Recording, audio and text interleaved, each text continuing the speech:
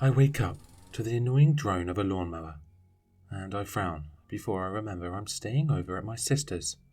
I hate ground floor apartments. I dig myself out from under the heap of blankets and leave the bedroom, desperate for my caffeine fix. An abrupt sound to my left replaces the lawnmower, startling me, and I turn to it. I freeze when I see two men standing in the living room, as stunned as I am. They're dressed like exterminators, complete with uniforms, cylindrical tanks, and gas masks. My mind whirs to the beat of my racing heart. They have to be disguised burglars who weren't expecting anyone to be home today. They bypass the security system. I have to get someplace safe. The apartment door is all the way across the kitchen. The only safe option is to backtrack.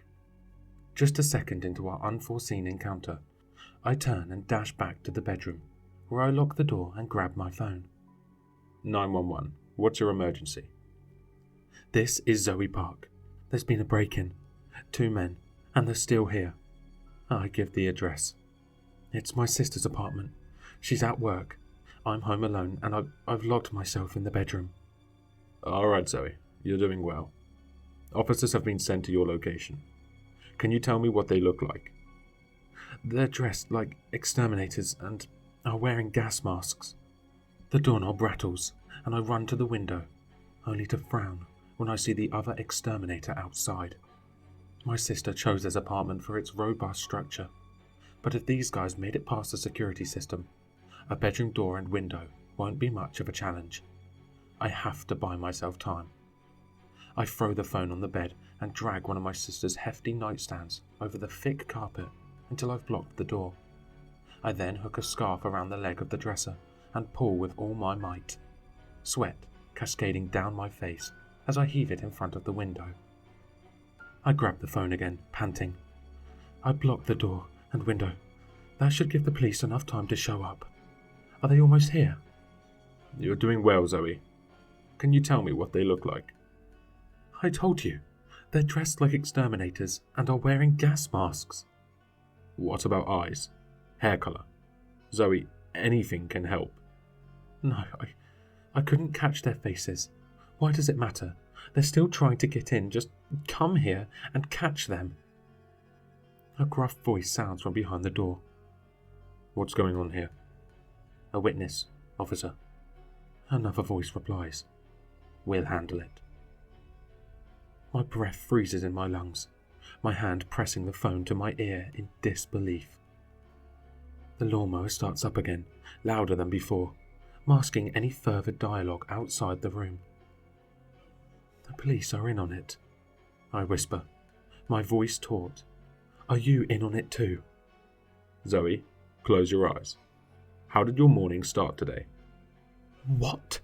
I hiss, my incredulity escalating. How's that going to help? You're in on this, aren't you? Zoe, I'm trying to help you. Trust me. Close your eyes and imagine it's this morning. You wake up and... I fucking wake up to the annoying drone of a lawnmower, and I frown before I remember I'm staying over at my sister's. I hate ground floor apartments. I dig myself out from under the heap of blankets and leave the bedroom, desperate for my caffeine fix. An abrupt sound to my left replaces the lawnmower, startling me, and I turn to it. I freeze when I see 2 men standing in the living room, as stunned as I am. They're dressed like movers, complete with uniforms, boxes, and bandanas covering their faces. My mind whirs to the beat of my racing heart. They have to be disguised burglars who weren't expecting anyone to be home today. I take a fearful step back, and I unintentionally break the trance that'd keep us staring at each other. Oh, did my sister let you in? I blurt out before they can make a move. You keep going. I'll just go get changed. My jabbering baffles them long enough for me to make it back to the bedroom, where I lock the door and fumble for my phone. 911. What's your emergency? There are 2 robbers in the living room. I give them the address, my voice shaking. It's my sister's place, but she's at work. I'm home alone. Please, hurry. All right, Zoe. Remain calm. Officers have been sent to your location. How do you know my name? It's in the system, Zoe. Can you tell me what they look like? They dress like movers, with bandanas over their faces. They know I'm A knock petrifies me as a deep voice booms from behind the door. Ma'am, we're going to need you to sign a waiver. I blink, flabbergasted. I didn't expect them to fall for my impromptu performance. I guess I'm a better actress than I thought, and I'm more than happy to keep up the charade if it'll keep them oblivious. Sure, I chirp. Just give me a few minutes. If you can sign it now, we can continue without delay. You can slide it under the door. I'll sign it and slide it right back. Ma'am, please come out so we can arrange things properly.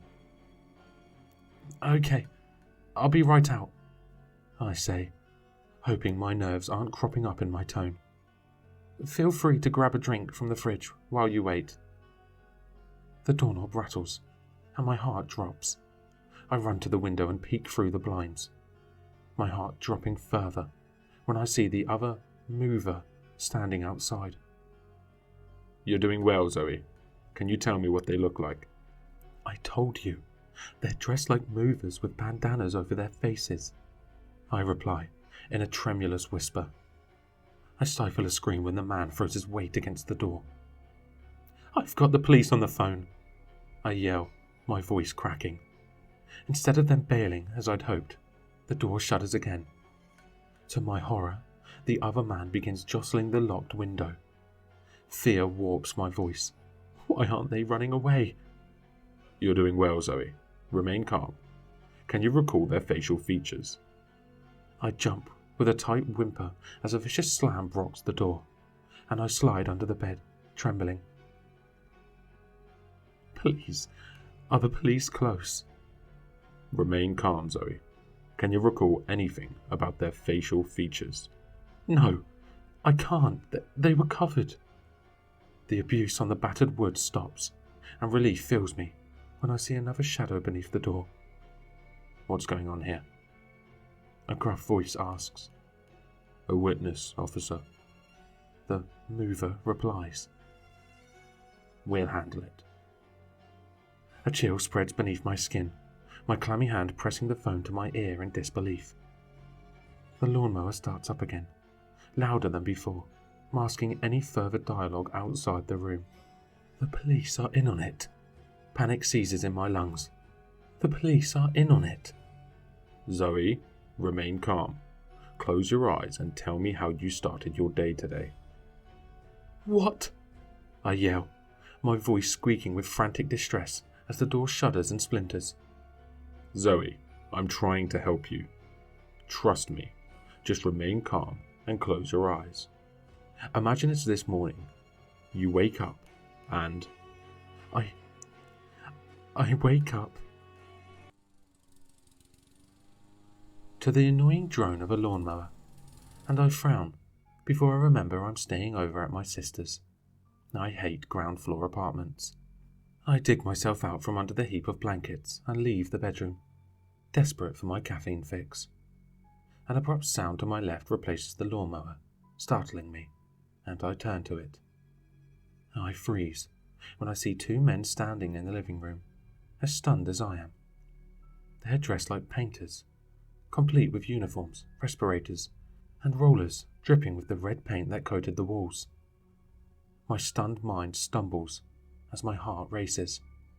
One of the men lunges at me, and I scream and run back to the bedroom, where I lock the door and grab my phone with trembling hands. 911. What's your emergency? There are two strange men in the living room, painting it. I don't know why they're here. My voice shakes as I give the address. It's my sister's, but she's at work. I'm home alone, hiding in the bedroom. Please, send someone, quick. All right, Zoe. You're doing well. Officers have been sent to your location. Remain calm. Can you tell me what they look like? Didn't you already ask me this? Did I tell you my name? Why do I feel... What's going on here?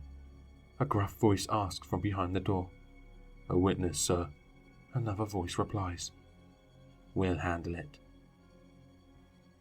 My blood turns to ice, and I scramble under the bed, whimpering as my clammy hand presses the phone to my ear.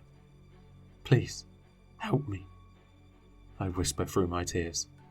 Remain calm, Zoe. You're doing well. Can you tell me what they looked like? They're dressed like painters. The lawnmower starts up again, louder than before, masking any further dialogue outside the room. Zoe, do you recall anything about their faces? No, they're wearing masks. Please, are the police almost here? I jump with a terrified squeak as the door splinters. Oh God, please help me. They're getting in. Zoe, remain calm. Close your eyes. Tell me how your morning started today. The lawnmower groans louder as the door falls apart. Help me, I plead between frantic sobs. Oh God, they're almost in. Zoe, remain calm. Trust me. Close your eyes. Imagine it's this morning. You wake up and... I curl into a ball, weeping as I screw my eyes shut. I wake up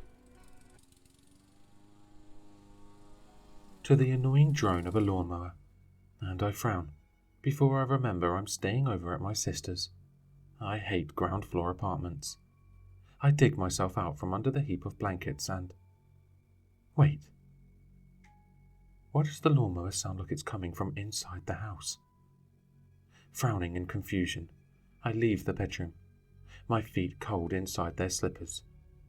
The droning gets louder and louder, but it tapers off to silence the moment I enter the living room. I freeze when I see two men standing in the center, as stunned as I am. They've got chainsaws, their faces splattered with red. My sister is there too, all over the room. I've barely registered the horrifying display before one of the men charges at me. A terrified wail blares from my throat as I hurl myself back in the bedroom, lock the door, and fumble for my phone with trembling hands. 911. What's your emergency? Help, please, help, I sob, trying to keep my quivering voice coherent. My sister. Two men killed my sister with chainsaws. Please, help. All right, Zoe. Remain calm. Officers have been sent to your location. Can you tell me what they look like? That voice. Those phrases. That question. I frown in agitated despair, my breath spasming as tears stream down my face. What's happening? You, did we talk before? Yes, Zoe. Who are you? I'm here to help you remember, and you're doing very well this round. Can you tell me what the two men look like? What's going on here? A gruff voice asks behind the door. A witness, sir. Another voice replies. We'll handle it. The chainsaws start up again, cutting through the door, and I scurry under the bed, whimpering as my clammy hand presses the phone to my ear. Please, help me, I whisper through my tears. Are the police almost here? No, Zoe. They didn't make it in time. They're not going to make it, I squeak in panic. No, Zoe. They didn't make it. What? You've already been through this 7 months ago, Zoe. You're in a coma now.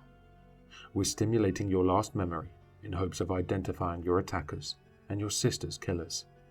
My fitful breaths puff against my trembling veil of hair. This is a memory. Yes, Zoe. We apologize for stimulating it multiple times, but our technique is not immune to memories altered by trauma, disbelief, guilt, and grief. I flinch as shards of wood explode across the room. The chainsaw's roars deafening. I stifle a sob. I survived this? Yes. You're a fighter, and the doctors have done a wonderful job making sure you'll live a decent life once you regain consciousness and undergo therapy. Zoe, do you recall what the men who killed your sister and attacked you look like? I clenched my jaw, determination slicing its way through my nauseating fear. Yes. Zoe? Zoe? I opened my eyes at the familiar, soothing voice. Hello. I was told you'd regained consciousness. I've waited 2 years to finally meet you in person, outside of your head. You did very well.